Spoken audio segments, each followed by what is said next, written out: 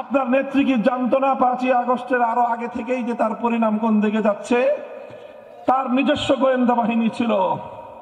সমস্ত সচেতন মানুষ জানে বাংলাদেশের রাষ্ট্রীয় প্রতিটি গোয়েন্দা সংস্থার পাশাপাশি শেখ হাসিনা তার গণভবন কেন্দ্রিক ভিন্ন আরেকটি নিজস্ব গোয়েন্দা সংস্থা তার ছিল।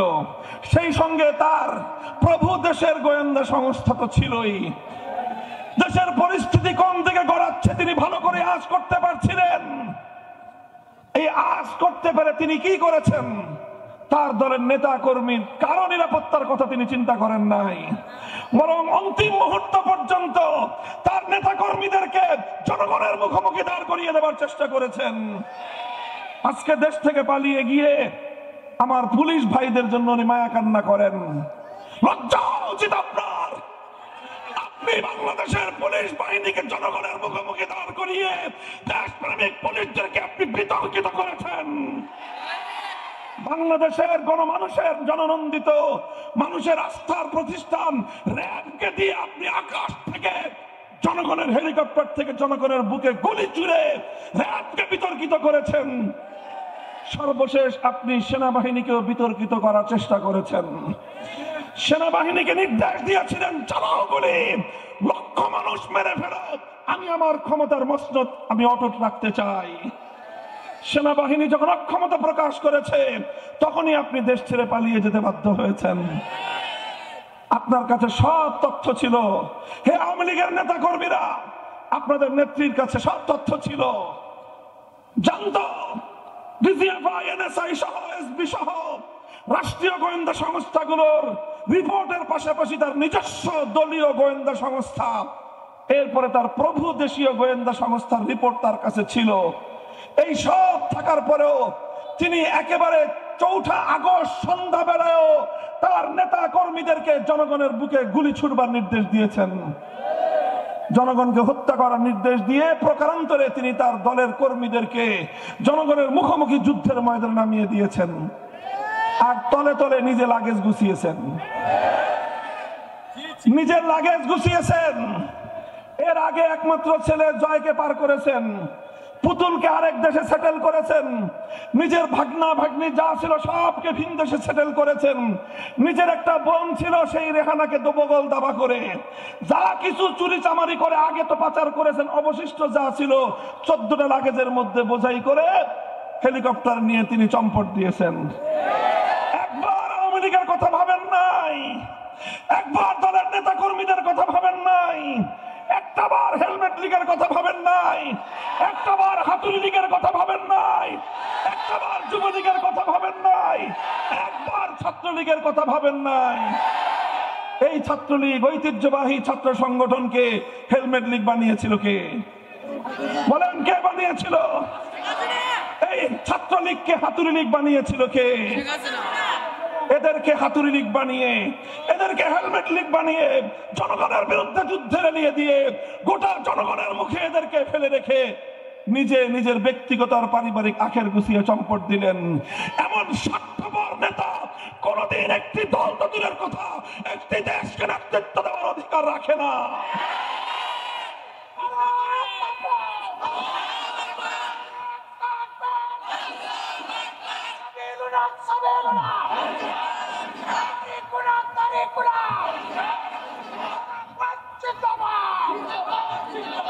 সংগ্রামী সাথী ও বন্ধুগণ, এজন্যই আমি বলেছিলাম আসলে তিনি যেটা করেছেন সেটা হলো এই, তিনি জানতেন 75 সালে তার বাবা শেখ মুজিবুর রহমানের হত্যাকাণ্ডের সঙ্গে গোটা আওয়ামী লীগ জড়িত ছিল। এই দল তার বাবাকে হত্যা করেছে, এই জন্য তিনি তীরে তীরে তার দলকে এমন একটা পর্যায়ে এনেছেন যেন আগামী দিনে আর কোনোদিন কেউ আওয়ামী লীগের নাম মুখে উচ্চারণ না করে। এরপরেও আওয়ামী লীগের মধ্যে যদি কোনো বিবেকবান মানুষ থেকে থাকেন, আমাদের উদাত্ত আহ্বান থাকবে, আপনারা যদি রাজনীতি করতে চান, আপনারা এই পরিবারকে যারা দুবার আপনাদেরকে ধ্বংসের মুখে ঠেলে দিয়েছেন, এই বিতর্কিত কাপুরুষ বিরোধ নেতৃত্বের পিছনে আর কোনোদিন রাজনীতি করতে চায়েন না। আগামীর বাংলাদেশকে তাদের প্রতি শ্রদ্ধা রেখে তাদের এই অবদানকে স্মরণ করে আগামীর বাংলাদেশ গড়ে তুলবার আহ্বান জানাই। সংগ্রামী সাথী ও বন্ধুগণ, বাংলাদেশ বহু সংগ্রাম, বহু ত্যাগ কোরবানি এবং বহু রক্তের নজরানার উপর দাঁড়িয়ে আছে আমার এই সোনার বাংলাদেশ। তিনটি আধিপত্যবাদী শক্তির বিরুদ্ধে লড়াই করে এই বাংলাদেশ অর্জিত হয়েছে। 190 বছর পর্যন্ত 1757 সাল থেকে 1947 সাল পর্যন্ত লড়াই করেছে ব্রিটিশ বেনিয়া, সেই পশ্চিমা ব্রিটিশ সাম্রাজ্যবাদী শক্তির বিরুদ্ধে। 1920 শতকের গোড়ার দিকে 1905 সাল সহ বিভিন্ন সময়ে এই পূর্ববঙ্গের মুসলমানদেরকে লড়াই করতে হয়েছে পশ্চিমবঙ্গের দাদাবাবুদের আধিপত্যবাদের বিরুদ্ধে। এরপরে 1947 সাল থেকে 1971 সাল পর্যন্ত লড়তে হয়েছে পশ্চিম পাকিস্তানি খান পাঠানদের প্রভুত্বের বিরুদ্ধে। এভাবে ব্রিটিশ সাম্রাজ্যবাদী শক্তি পশ্চিমবঙ্গের দাদাবাবুদের চোখ রাঙানি পশ্চিম পাকিস্তানের খান পাঠানদের বিরুদ্ধে সংগ্রামের মধ্য দিয়ে 1971 সালের 16 ডিসেম্বর ঐতিহাসিক বিজয় অর্জনের মধ্য দিয়ে চূড়ান্তভাবে বাংলাদেশের এই লাল পতাকা, লাল সবুজের পতাকা অর্জিত হয়েছে। বাংলাদেশ বিশ্ব দরবারে একটি স্বাধীন সার্বভৌম দেশ হিসেবে আত্মপ্রকাশ করেছে। সংগ্রামী সাথী ও বন্ধুগণ, কিন্তু আমরা অত্যন্ত দুঃখ এবং পরিতাপের সঙ্গে লক্ষ্য করেছি 1971 সালে যেই মুক্তিযুদ্ধ হয়েছিল, 1947 সাল থেকে ধারাবাহিক সংগ্রামের মধ্য দিয়ে 71 সালে এক সাগর রক্তের বিনিময়ে স্বাধীনতা অর্জন করেছিল বাংলাদেশ। যেই স্বাধীনতা ছিল জালিমের বিরুদ্ধে মুসলিমের লড়াই, যেই মুক্তিযুদ্ধ ছিল অন্যায়ের বিরুদ্ধে ন্যায়ের লড়াই, যেই স্বাধীনতার যুদ্ধ ছিল মানুষের বঞ্চিত অধিকার ফিরিয়ে আনবার লড়াই, সেই মুক্তিযুদ্ধে বিজয় অর্জিত হওয়ার কিছুদিনের মধ্যেই ভিনদেশী একটি শক্তি সুপরিকল্পিতভাবে এ দেশীয় তার এজেন্টদের মাধ্যমে মুক্তিযুদ্ধের অর্জনকে ছিনতাই করবার চেষ্টা করেছে। আমরা দ্ব্যর্থহীন ভাষায় বলি, ইতিহাসকে সাক্ষী রেখে বলি, বাংলাদেশের স্বাধীনতার মুক্তিযুদ্ধের পূর্বে, এমনকি মুক্তিযুদ্ধ চলাকালীন 9 মাসের মধ্যে 25শে মার্চ, 26শে মার্চ কালুরঘাট থেকে স্বাধীনতা ঘোষণা হওয়ার পর থেকে 16 ডিসেম্বর বাংলাদেশের স্বাধীনতার বিজয় অর্জিত হওয়া পর্যন্ত এই সুদীর্ঘ 24 বছরে কোনদিন বাংলাদেশে কোন রাজনৈতিক নেতা, কোন নেত্রী, কোন দল কখনোই বাংলাদেশের ধর্মনিরপেক্ষতার দাবি উত্থাপন করেনি। কিন্তু আমরা দেখলাম, এদেশের মানুষ দেখলো 71-এর 16 ডিসেম্বর বিজয় অর্জিত হওয়ার কয়েক মাসের মধ্যেই পার্শ্ববর্তী দেশের সংবিধানের মূল নীতিগুলোকে, জাতীয়তাবাদ, ধর্মনিরপেক্ষ মতবাদ, গণতন্ত্র, সমাজতন্ত্রকে বাংলাদেশের সংবিধানের মূল নীতি হিসেবে ভারতের তৎকালীন প্রধানমন্ত্রী শ্রীমতী ইন্দিরা গান্ধীর নির্দেশে বাংলাদেশের স্বাধীনতা পরবর্তী যে সরকার প্রতিষ্ঠিত হয়েছিল, সেই সরকার প্রধান শেখ মুজিবুর রহমান সাহেব বাংলাদেশের সংবিধানের মূল নীতি হিসেবে ঘোষণা করে প্রকৃত অর্থে 72 সালেই স্বাধীন বাংলাদেশকে ভারত মাতার চরণ তলে তিনি বলি দিয়েছিলেন। আর এভাবেই মুক্তিযুদ্ধের চেতনাকে হাইজ্যাক করে, মুক্তিযুদ্ধের চেতনাকে ডাকাতি করে বাংলাদেশ থেকে নয়াদিল্লিতে পাচার করা হয়েছে। মুহতারাম হাজিরিন, এইভাবে 72-এর একটি চেতনা দাঁড় করানো হয়েছে। সেই 72-এর চেতনা এবং 72-এর তাদের যে মূলনীতি, সেগুলোকেই বিগত 53 বছর যাবৎ বাংলাদেশের মানুষকে 71-এর চেতনা, মুক্তিযুদ্ধের চেতনা হিসেবে গেলানো হয়েছে। আমি আজ স্পষ্ট ভাষায় বলতে চাই, 71-এর চেতনা এটা ছিল ভিন্ন চেতনা। 71-এর চেতনা ছিল মুক্তিযুদ্ধের সঠিক চেতনা, 72-এর চেতনা ছিল গোলামীর চেতনা, 72-এর সংবিধান ছিল বাংলাদেশের গণমানুষের হাজার বছরের ইচ্ছা এবং অভিপ্রায়কে ধ্বংস করবার সংবিধান। এবং সেই 72-এর সংবিধানকে কেন্দ্র করে ভারতীয় দালালির যে চেতনা গড়ে উঠেছিল বিগত 53 বছর, সেই দালালির চেতনাকেই মুক্তিযুদ্ধের চেতনা হিসেবে প্রতিষ্ঠিত করবার পায়তারা চালানো হয়েছে। এভাবেই যখন বাংলাদেশে ৭১-এর পর ৭২-এর চেতনা দাঁড় করানো হলো, ৭২-এর চেতনার ভিত্তিতে ৭২ থেকে ৭৫ সাল পর্যন্ত মাত্র ৩ বছরে বাংলাদেশের ৩০ লক্ষ মায়ের কোল খালি করা হয়েছে। তাগড়া তাগড়া যুবকদেরকে ধরে নিয়ে হত্যা করা হয়েছে। ক্রস ফায়ারের মতো অত্যন্ত জঘন্য সংস্কৃতি বাংলাদেশে চালু করা হয়েছে। এভাবে স্বাধীন বাংলাদেশকে একটি নারকীয় মৃত্যুযজ্ঞে পরিণত করা হয়েছে। সেজন্যই ৭৪-এর দুর্ভিক্ষ তৈরি হয়েছিল। আর এই সকল অন্যায়, হত্যাকাণ্ড, যুবকদের ধরে নিয়ে খুন করা, লক্ষ মায়ের কোল খালি করবার কারণে, লক্ষ মায়ের কোল খালি করবার কারণেই ৭৫-এর 15ই আগস্টের মতো এই ধরনের ঘটনা সংঘটিত হয়েছিল। ৭৫-এর 15ই আগস্ট ছিল ৭২ থেকে ৭৫ পর্যন্ত বাংলাদেশে ৩০,০০০ যুবকদের হত্যা করবার একটি ধারাবাহিক, তারই প্রতিশোধ পরায়ণতার ফলাফল। ৭৫ যখন শেখ মুজিবুর রহমান সাহেব সপরিবারে নিহত হলেন, তার কন্যা শেখ হাসিনা আন্তর্জাতিক গণমাধ্যমে তিনি ঘোষণা করেছিলেন বাংলাদেশের মানুষের কাছ থেকে তিনি প্রতিশোধ গ্রহণ করবেন। তখনই তিনি বলেছিলেন যে দেশের মানুষ তার বাবাকে হত্যা করেছে, সেই দেশের মানুষের কাছ থেকে, তাদের কাছ থেকে তিনি প্রতিশোধ গ্রহণ করবেন। সংগ্রামী সাথী ও বন্ধুগণ, অথচ তিনি একবার লক্ষ্য করলেন না তার বাবা এবং সেই বাকশালী সরকার যে ৩০,০০০ মায়ের কোল খালি করেছে, সেই মায়েদের আর্তনাদ এবং হাহাকার তার কর্ণকুহরে পৌঁছেনি। ৭৫-এর 15ই আগস্টের পর শেখ হাসিনা রাজনীতিতে আগমন করলেন এবং এই 50 বছর পর্যন্ত তিনি যে রাজনীতি করেছেন, সেই রাজনীতির মূল নীতি ছিল দুটি। প্রথম মূল নীতি ছিল বিভাজনের রাজনীতি, দ্বিতীয় মূল নীতি ছিল ষড়যন্ত্রের রাজনীতি, গোলামীর রাজনীতি, দাসত্বের রাজনীতি। তিনি বাংলাদেশ থেকে প্রতিশোধ গ্রহণ করেছেন।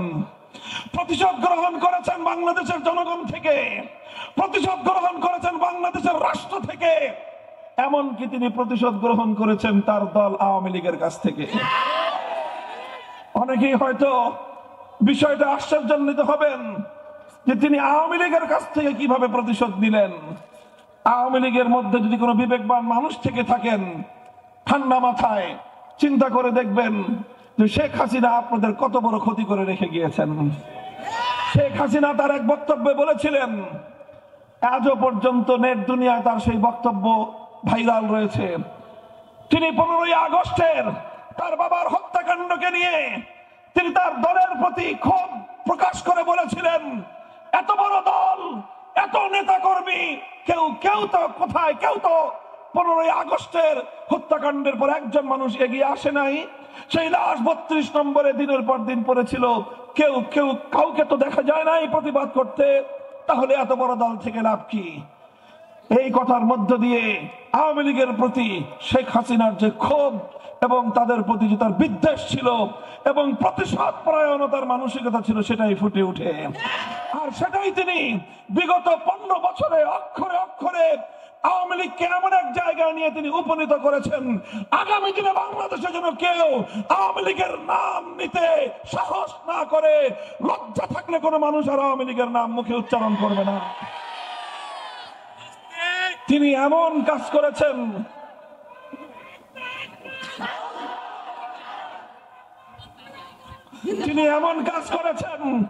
তিনি এমন ভাবে আওয়ামী লীগকে ডুবিয়েছেন, কোন আত্মমর্যাদা সম্পন্ন ব্যক্তি আর কোনদিন আওয়ামী লীগের রাজনীতি করতে পারে না। বলবেন কারণ কি? আমি বলি, লক্ষ্য করে দেখেন।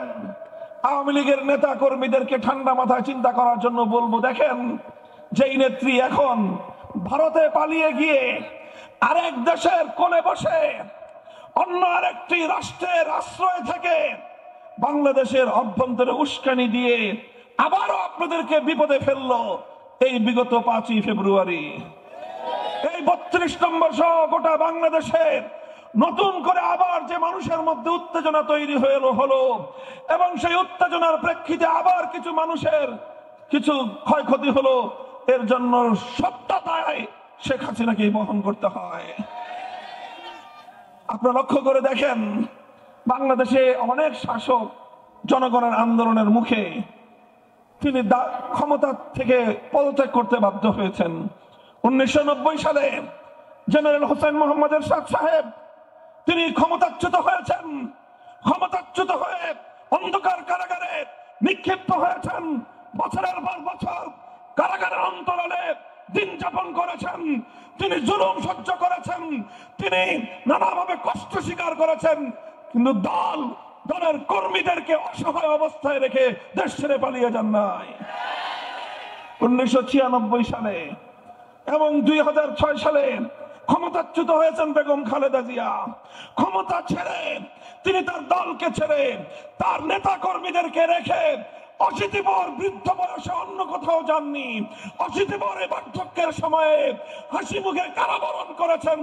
বছরের পর বছর কারাগারের অন্তরালে থেকে জীবন মৃত্যুর সন্ধিক্ষণে থেকেছেন, কিন্তু দেশ এবং জনগণ, দল এবং নেতা কর্মীদেরকে হুমকির মুখে ছেড়ে তিনি পালিয়ে যান নাই। এবার আওয়ামী লীগের নেতা কর্মীর কাছে প্রশ্ন, আপনার নেত্রী করলো কামটা করলো কি? বলেন, আপনাদের নেত্রী কাজটা করলো কি? আপনি যদি বিবেকবান হয়ে থাকেন প্রশ্নের জবাব দেন। আপনার নেত্রী কি জানতো না 5ই আগস্টের আরো আগে থেকেই যে তার পরিণাম কোন দিকে যাচ্ছে? তার নিজস্ব গোয়েন্দা বাহিনী ছিল। সমস্ত সচেতন মানুষ জানে বাংলাদেশের রাষ্ট্রীয় প্রতিটি গোয়েন্দা সংস্থার পাশাপাশি শেখ হাসিনা তার গণভবন কেন্দ্রিক ভিন্ন আরেকটি নিজস্ব গোয়েন্দা সংস্থা তার ছিল। সেই সঙ্গে তার প্রভু দেশের গোয়েন্দা সংস্থা তো ছিলই। দেশের পরিস্থিতি কোন দিকে গড়াচ্ছে তিনি ভালো করে আঁচ করতে পারছিলেন। এই আঁচ করতে পেরে তিনি কি করেছেন? তার দলের নেতা কর্মীর কারো নিরাপত্তার কথা তিনি চিন্তা করেন নাই, বরং অন্তিম মুহূর্ত পর্যন্ত তার নেতা কর্মীদেরকে জনগণের মুখোমুখি দাঁড় করিয়ে দেওয়ার চেষ্টা করেছেন। আজকে দেশ থেকে পালিয়ে গিয়ে আমার পুলিশ ভাইদের জন্য উনি মায়া কান্না করেন। লজ্জা উচিত আপনার। আপনি বাংলাদেশের পুলিশ বাহিনীকে জনগণের মুখোমুখি দাঁড় করিয়ে দেশপ্রেমিক পুলিশদেরকে আপনি বিতর্কিত করেছেন।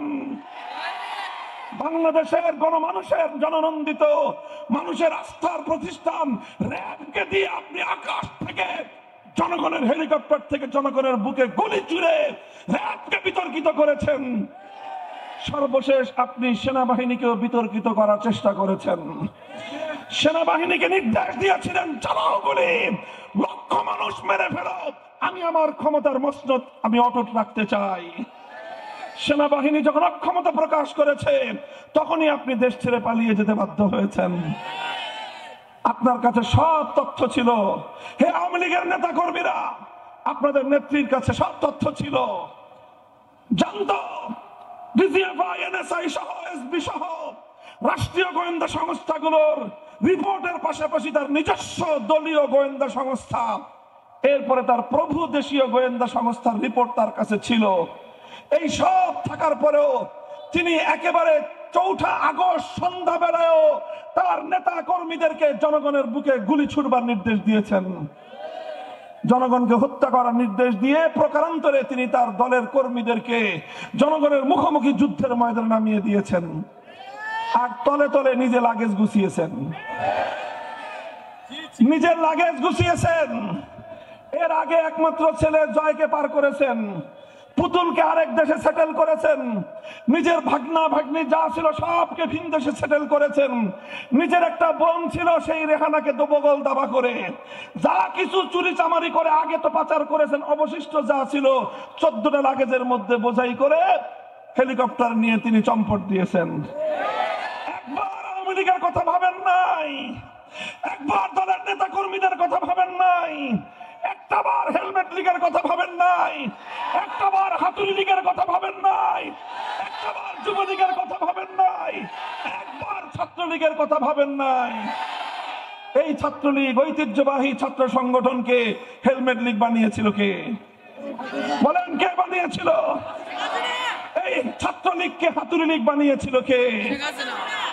এদেরকে হাতুড়ি লীগ বানিয়ে, এদেরকে হেলমেট লীগ বানিয়ে জনগণের বিরুদ্ধে যুদ্ধে লেলিয়ে দিয়ে গোটা জনগণের মুখে এদেরকে ফেলে রেখে নিজে নিজের ব্যক্তিগত আর পারিবারিক আখের গুছিয়ে চম্পট দিলেন।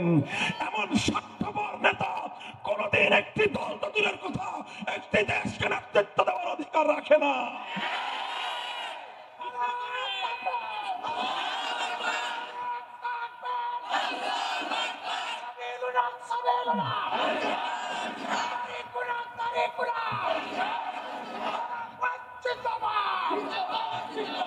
সংগ্রামী সাথী ও বন্ধুগণ, এজন্যই আমি বলেছিলাম আসলে তিনি যেটা করেছেন সেটা হলো এই, তিনি জানতেন ৭৫ সালে তার বাবা শেখ মুজিবুর রহমানের হত্যাকাণ্ডের সঙ্গে গোটা আওয়ামী লীগ জড়িত ছিল। এই দল তার বাবাকে হত্যা করেছে, এই জন্য তিনি তীরে তীরে তার দলকে এমন একটা পর্যায়ে এনেছেন যেন আগামী দিনে আর কোনোদিন কেউ আওয়ামী লীগের নাম মুখে উচ্চারণ না করে। এরপরেও আওয়ামী লীগের মধ্যে যদি কোনো বিবেকবান মানুষ থেকে থাকেন, আমাদের উদাত্ত আহ্বান থাকবে, আপনারা যদি রাজনীতি করতে চান, আপনারা এই পরিবারকে যারা দুবার আপনাদেরকে ধ্বংসের মুখে ঠেলে দিয়েছেন, এই বিতর্কিত কাপুরুষ বিরোধ নেতৃত্বের পিছনে আর কোনোদিন রাজনীতি করতে চায়েন না। রাজনীতি করতে চাইলে দলটার নামও বদলায় ফেলেন। এরপরে তওবা করে বিগত বাকশালী আমলে যত হত্যাকাণ্ড ঘটিয়েছেন, বিগত ফ্যাসিবাদী সরকারের সময়ে যত মানুষকে খুন করেছেন, সেই মানুষের কাছে ক্ষমা চেয়ে বাংলাদেশের রাজনীতিতে আবার পুনর্বাসিত হওয়ার চেষ্টা করবেন। সংগ্রামী সাথী ও বন্ধুগণ, স্পষ্ট ভাষায় বলতে চাই, এইভাবে মূলত আরেকটি ভিন দেশের অঙ্গরাজ্যে পরিণত করবার চেষ্টা করেছিলেন তিনি বাংলাদেশকে। এইভাবে দেশের মধ্যে বিভাজন তৈরি করে দেশের মানুষকে বিভক্ত করেছেন। যেই মানুষই তার বিরুদ্ধে মতামত দিত, যেই তার বিরুদ্ধে বক্তব্য দিত, কখনো তাকে রাজাকার, স্বাধীনতা বিরোধী, কখনো উগ্রবাদী, জঙ্গিবাদী বলে গোটা তার বিরোধী শক্তিকে তিনি ত্যাগ করার দেওয়ার জন্য ত্যাগ দিয়ে তাদেরকে মারাত্মকভাবে ভিন্ন অভিধায় আখ্যায়িত করবার এক রাজনীতি তিনি করতেন। সংগ্রামী সাথী ও বন্ধুগণ, সর্বশেষ দেখেছে দেশের মানুষ, আমার দেশপ্রেমিক ছাত্র জনতা, 4 কোটি ছাত্র জনতা যখন কোটা সংস্কার এবং কোটা বাতিলের ন্যায্য দাবি নিয়ে তারা রাজপথে নামলো, তারা কোটা সংস্কারের ন্যায্য দাবি উত্থাপন করলো, সেই দাবির প্রতি তিনি কিভাবে বৃদ্ধাঙ্গুলি প্রদর্শন করে গোটা বাংলাদেশের 4 কোটি ছাত্র জনতাকে তিনি তার প্রতিপক্ষ হিসেবে সাব্যস্ত করে ন্যায্য অধিকারের দাবি করবার অপরাধে তাদের সকলকে নিকৃষ্ট অভিধায় রাজাকারের বাচ্চা বলে গালি দিলেন। এটা ছিল শেখ হাসিনার সর্বশেষ ট্যাগিং এর রাজনীতির শিকার। তখন বাংলার 4 কোটি ছাত্র জনতা বলল, যদি ন্যায্য অধিকার চাইলে রাজাকার হতে হয়, যদি দেশের জনগণের পক্ষে কথা বললে যদি রাজাকার হতে হয়, বৈষম্যের বিরুদ্ধে কথা বললে যদি রাজাকার হতে হয়, একসঙ্গে রাতের গভীরে বাংলার প্রতিটি শিক্ষাঙ্গন থেকে আওয়াজ উচ্চারিত হলো, আমি কে তুমি কে। সেদিনই শেখ হাসিনার বিভাজনের রাজনীতি আমার ছাত্র জনতার কাছে পরাস্ত হয়েছে। সংগ্রামী সাথী ও বন্ধুগণ, জুলাই এবং আগস্টের যে বিপ্লব হয়েছে, এই বিপ্লবকে ভালো করে বুঝতে হবে, এই বিপ্লবকে অনুধাবন করতে হবে। মনে রাখতে হবে ৭১ সালের আমাদের মুক্তিযুদ্ধের বিজয়কে যেভাবে ছিনতাই করা হয়েছে, ২৪ জুলাই আগস্টের বিপ্লবকেও ছিনতাই করবার পায়তারা চলছে। এবারের এই বিপ্লবের অর্জনকে যদি কেউ ছিনতাই করতে চায়, বুকের রক্ত দিয়ে ষড়যন্ত্রকে রুখে দাঁড়াতে হবে।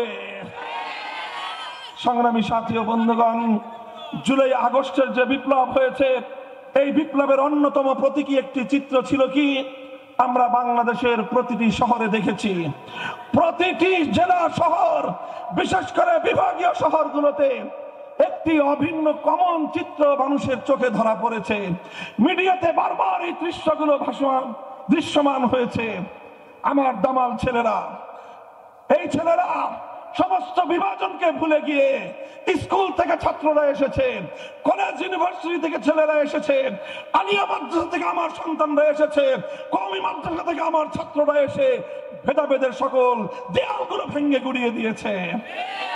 হাট থেকে টেকনাফ থেকে তেতুলিয়া পর্যন্ত তারা ঐক্যের একটি মজবুত দেয়াল তৈরি করেছে।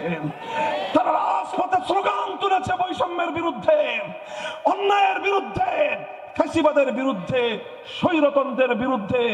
যতবার তারা স্লোগান তুলেছে, প্রতিবার তাদের এই আওয়াজকে স্তব্ধ করে দেওয়ার জন্য ছাত্রলীগ, যুবলীগ এবং তার পেটোয়া সন্ত্রাসী লীগের পক্ষ থেকে বুলেটের আঘাতে আমার সন্তানদের বুকগুলো ঝাঁঝরা করা হয়েছে। বাংলার প্রতিটি শহরের রাজপথের পিচ ঢালা রাজপথ তাদের রক্তে রঞ্জিত হয়েছে। কখনো আবু সাইদের রক্তে রংপুরের মাটি, কখনো মীর মুগ্ধের রক্তে ঢাকার রাজপথ রঞ্জিত হয়েছে। যে রাজপথ আমার সন্তানদের শহীদি রক্তে রঞ্জিত হয়েছে, যখনই নামাজের সময় হয়েছে আমার দামাল সন্তানেরা সেই রাজপথে দাঁড়িয়ে আল্লাহু আকবার, আল্লাহু আকবার আজানের ধ্বনিতে বাংলার আকাশ বাতাস মুখরিত করেছে। এরপরে তারা একজন ইমাম হয়ে বাকিরা রাজপথে সারিবদ্ধভাবে দাঁড়িয়ে তারা জামাতের সাথে নামাজ আদায় করে সেই পিচ ঢালা পথ যেখানে তাদের শাহাদাতের রক্ত ঝরেছে, সেই পথকে, সেই পিচ ঢালা রাজপথকে যায় নামাজ বানিয়ে আল্লাহর দরবারে সিজদায় লুটিয়ে পড়েছে। জুলাই এবং আগস্টের বিপ্লবের এর চেয়ে বড় কোনো প্রতীকী চিত্র নাই, এর চেয়ে বড় কোনো প্রতীকী চিত্র নাই। সর্বশেষ আগস্ট বিপ্লবের প্রতীকী চিত্র দেখা গিয়েছে 2024 সালের 5ই আগস্ট। বাংলার মানুষ যখন সেই মহা সুসংবাদ পেল, বেলা 2টার দিকে শেখ হাসিনা পালিয়েছে। কথা বলেন ঠিক না বেঠিক? 1 ঘন্টার মধ্যে টেকনাফ থেকে তেতুলিয়া একটা দৃশ্য মঞ্চায়িত হয়েছে। কোন নেতার ঘোষণা লাগে নাই, কোন আলেমের আহ্বান প্রয়োজন হয় নাই।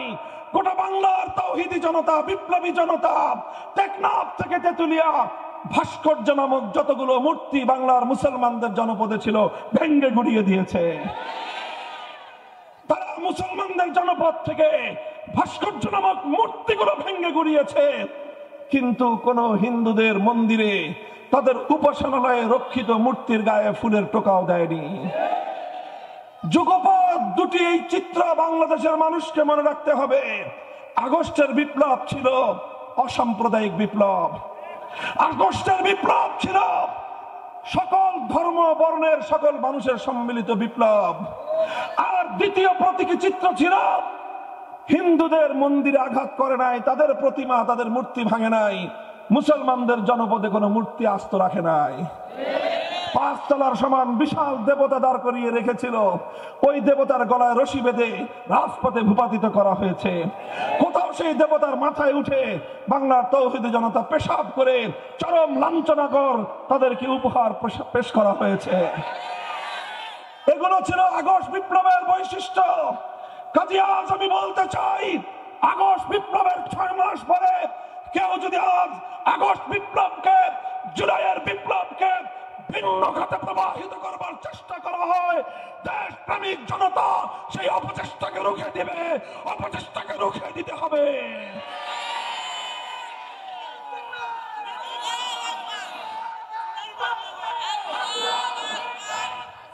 সংগ্রামী সাথী ও বন্ধুগণ, আমি আমার আখেরি পয়গাম শুনিয়ে যেতে চাই। পার্শ্ববর্তী দেশ, আমাদের প্রতিবেশী দেশকে আমরা বলবো, আপনারা আমাদের এখান থেকে পলাতক শত শত খুনের মামলার ওয়ারেন্টভুক্ত আসামি, যার বিরুদ্ধে গ্রেফতারি পরোয়ানা জারি করেছে বাংলাদেশের আদালত, সেই পলাতক আসামিকে আপনারা প্রশ্রয় দিয়ে ক্ষান্ত হননি, তাকে আপনারা বধূর মতো যত্ন করে রাখছেন। রাখেন, আপনাদেরকে 16-15 বছর যেই সার্ভিস দিয়েছে, গোটা বাংলাদেশটাকে আপনার হাতে তুলে দিয়েছে। তার পররাষ্ট্রমন্ত্রী বলেছিল ভারতের সাথে বাংলাদেশের তথা নরেন্দ্র মোদীর সাথে হাসিনা সরকারের সম্পর্ক নাকি স্বামী স্ত্রীর মতো। এটা পররাষ্ট্রমন্ত্রী আব্দুল মোমিনের বক্তব্য। আর বলেছে ওই স্বামীর দেশকে স্ত্রীর দেশ যা দিয়েছে তা নাকি কোনোদিন স্বামীর দেশ ভুলতে পারবে না। এবং তারা ভুলতে পারে নাই বলেই এখন তাদেরকে সার্ভিস দিতে হচ্ছে।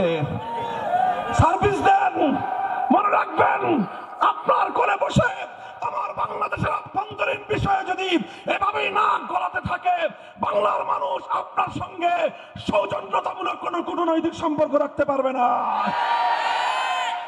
আপনাকে আমার দেশের পররাষ্ট্রনীতির প্রতি শ্রদ্ধা প্রদর্শন করতে হবে, কূটনৈতিক সৌজন্যতা রক্ষা করতে হবে।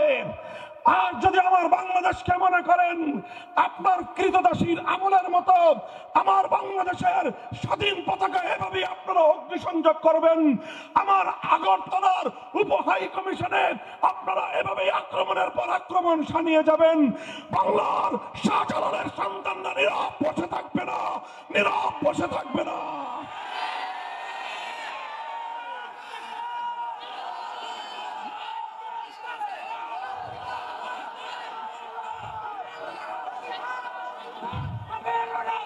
কলকাতায় নির্বাসিত বিতর্কিত ইসলাম বিরোধী চরম বিতর্কিত লেখিকা তসলিমা নাসরিনের প্রতি বাংলার মাটিতে বসে যারা পীড়িত দেখাও, মনে রেখো এদেশের মানুষ সহনশীল, কিন্তু এদেশের মানুষ দুর্বল নয়। তুমি এখনো আগস্ট বিপ্লবের পরে ফ্যাসিবাদ বিরোধী এই বাংলার মাটিতে বসে আগস্ট বিপ্লবের পর এদেশের মুসলমানদের বুকের উপর দাঁড়িয়ে শেখ হাসিনাকে আবার তসলিমা নাসরিনের মতো কুখ্যাত লেখিকাকে আবার তুমি বাংলাদেশের মাটিতে প্রকাশ্যে তুমি এখানে পুনর্বাসন করবার চেষ্টা করবে, এদেশের মানুষ সেটা কোনোদিন বরদাস্ত করবে না। সুশীলগিরি ভালো, তত্ত্বাবধায়ক সরকারের ইন্টারিম গভর্নমেন্টের বিতর্কিত উপদেষ্টাদেরকে স্পষ্ট ভাষায় পয়গাম দিয়ে দিতে চাই, মাত্রাতিরিক্ত সুশীলগিরি করবেন না। মব জাস্টিসের কথা আমাদেরকে বোঝাবার চেষ্টা করবেন না। আমরা 2013 সাল থেকে 21 সাল পর্যন্ত রাজপথে রক্ত দিয়ে আজ পর্যায়ে দাঁড়িয়েছি। আপনাদের কোন করুণার ভিখারি আমরা নয়। যদি আমাদেরকে করুণার পাত্র মনে করে থাকেন, ওপেন চ্যালেঞ্জ ঘোষণা করলাম, আসুন আমাদেরকে মোকাবেলা করে দেখুন। আমাদেরকে মোকাবেলা করাটা এত সহজ হবে না।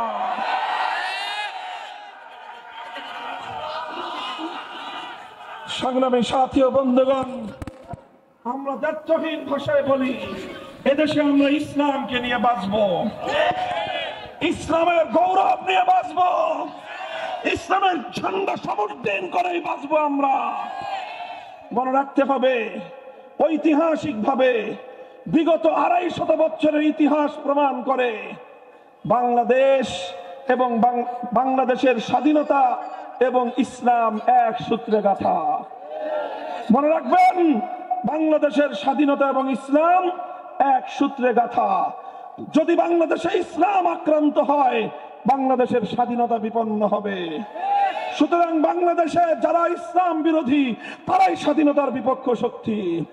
যারা বাংলাদেশে ইসলামকে সহ্য করতে পারে না তারাই বাংলাদেশের স্বাধীনতার দুশমন। মনে রাখবেন আমরা ছাড় দেব, কিন্তু ছেড়ে দিয়ে কথা বলবো না। আমাদেরকে যদি বারবার ঘায়েল করবার চেষ্টা করা হয়, মনে রাখবেন বাংলাদেশে আমরা ভাড়াটিয়া হিসেবে বসবাস করি না। রক্তের বিনিময়ে কেনা এই জমিনে আমরা মালিকানার দাবি নিয়ে, অধিকার নিয়ে আমরা বসবাস করি। ফ্যাসিবাদের দোসর ইসলাম বিরোধী অপশক্তি এর সকল রসুনের গোড়া এক জায়গায়, সব রসুনের গোড়া এক জায়গায়। শেখ হাসিনার গোড়া যেখানে, তসলিমা নাসরিনের শেকরের গোড়াও সেখানে। কাজেই শেখ হাসিনা এবং তসলিমা নাসরিন যৌথ প্রযোজনায় বাংলাদেশের অভ্যন্তরে তারা আবার নতুন করে বিশৃঙ্খলা সৃষ্টির পায়তারা চালাচ্ছে। তাদের এদেশীয় দোসরেরা তসলিমা নাসরিনের নামে শেখ হাসিনাকে বাংলাদেশে পুনর্বাসিত করবার পায়তারা করলে বাংলাদেশের মানুষ সেটাকে রুখে দেবে ইনশাআল্লাহ। সংগ্রামী সাথী ও বন্ধুগণ, আমি আমার রাজপথের সকল সহযোগী আন্দোলন সংগঠন রাজনৈতিক দলগুলোকে উদাত্ত আহ্বান জানাই। বাংলাদেশের সর্ববৃহৎ রাজনৈতিক দল বাংলাদেশ জাতীয়তাবাদী দল বিএনপি, জামায়াতে ইসলামী বা বাংলাদেশ জামায়াতে ইসলামী এবং অন্যান্য ইসলামী সংগঠন, হেফাজতে ইসলাম বাংলাদেশ, ইসলামী আন্দোলন বাংলাদেশ, বাংলাদেশ খেলাফত মজলিস সহ অন্যান্য সকল সংগঠন আমি উদাত্ত আহ্বান জানাই, দেশ বিরোধী অপশক্তির মোকাবেলায়, ফ্যাসিবাদের মোকাবেলায় রাজপথে গড়ে ওঠা আমাদের ইস্পাত কঠিন ঐক্যকে ধরে রাখতে হবে। বৈষম্য বিরোধী ছাত্র নেতৃবৃন্দকে সাহস যোগাতে হবে। তারা যে অসাধ্য সাধন করেছে তাদের প্রতি আমাদের সকলের কৃতজ্ঞ থাকতে হবে।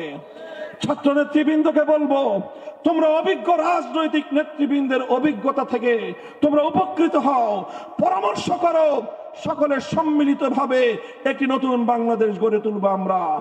ওই বাংলাদেশে ৭২-এর ছায়া থাকবে না, সেই বাংলাদেশে ৭১-এর চেতনা থাকবে। নতুন এক বাংলাদেশ গড়ে তুলবো, যেই বাংলাদেশে বাকশালের ঠাঁই হবে না, যেই বাংলাদেশে অন্য সকল ধর্ম বর্ণ ভিন্ন মতের ঠাঁই হবে। সেই বাংলাদেশে আর কোনো সংখ্যালঘু নির্যাতনের নাটক মঞ্চস্থ হবে না। যারা রাতের অন্ধকারে কালনাগিনী হয়ে সংখ্যালঘুদেরকে ছোবল মারত, আবার দিনের বেলায় ওঝা হয়ে ঝাড়তে আসতো, সেই শেখ হাসিনার প্রিয় নাট্যগোষ্ঠী এখন আর বাংলাদেশে নাই। নাটকের নায়িকারাও নাই, নায়করাও নাই। এই জন্য এখন আর সংখ্যালঘুদের নির্যাতনের ঘটনাও ঘটে না।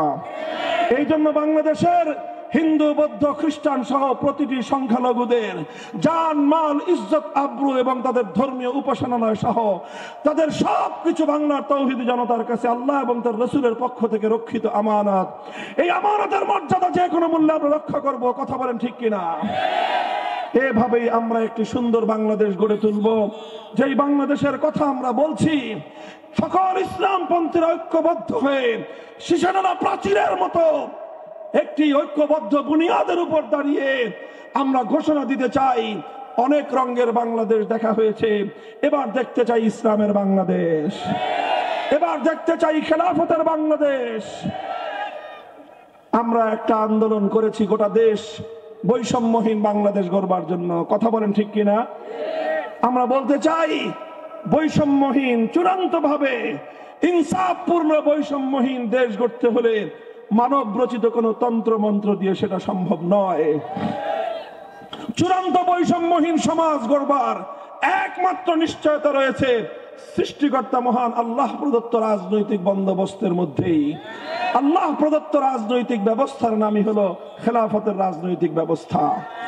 রাজশাহী বিভাগীয় শহরের এই দেশের এই অঞ্চলের যতদূর পর্যন্ত মাইকে আমার আওয়াজ যাচ্ছে, আমি গোটা রাজশাহী নগরবাসীকে বলতে চাই, আসুন আমাদের হাতে হাত রাখুন।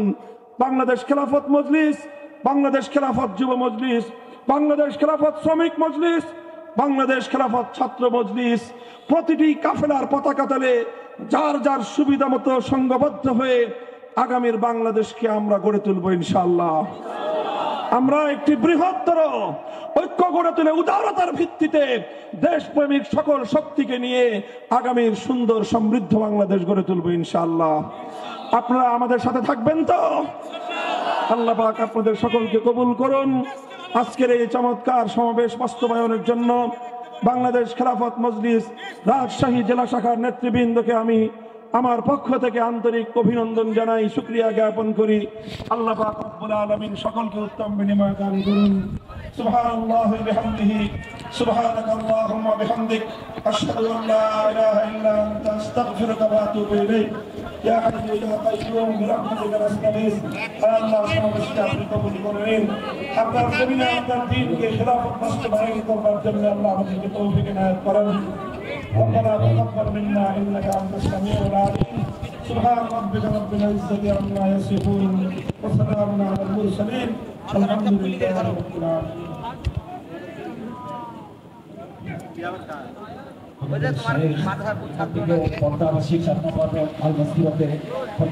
জন্য দোয়ার জন্য যাবেন ইনশাআল্লাহ। আমাদের সুবিধা